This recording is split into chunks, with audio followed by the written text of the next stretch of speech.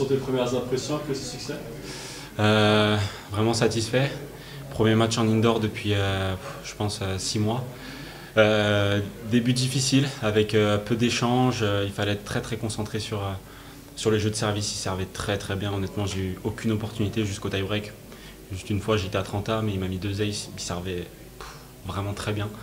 Donc je me suis vraiment focalisé sur mes jeux de service et j'ai essayé petit à petit. Je savais que du fond, il fallait que je fasse mieux si je voulais avoir une chance. Donc j'ai vraiment essayé de m'améliorer au fil du match. Et je suis allé chercher le public parce que j'en avais besoin. Franchement, depuis que je suis arrivé ici, voilà, c'est que du bonheur. L'organisation, elle est au top. Le public a vraiment répondu présent. C'est vrai qu'il y a eu un ou deux coups qui étaient un peu chaud, un peu chanceux. Et puis ça s'est emballé petit à petit. Et franchement, j'ai pris un plaisir sur le terrain. C'était dingue. Mais on a l'impression que tu as une faculté à jouer plus relâché sur les points chauds.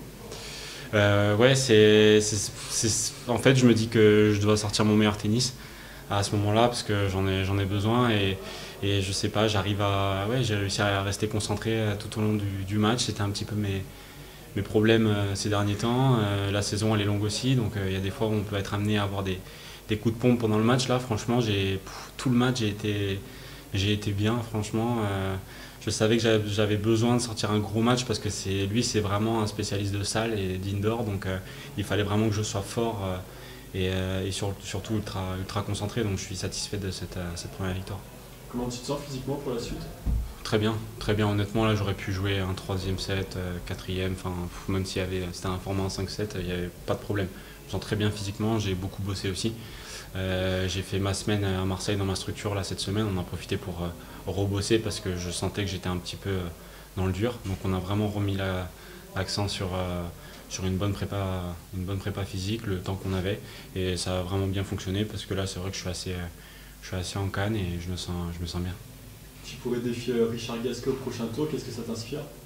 Richie, c'est quelqu'un que je vois depuis que je suis tout petit. Voilà, je le regarde à la télé depuis longtemps. C'est quelqu'un qui a eu une carrière exceptionnelle. Honnêtement, voilà, ça a été un membre du Big Four en France, qui a eu une carrière. Les gens parfois ont tendance à le banaliser, mais il a quand même été top 10 pendant des années.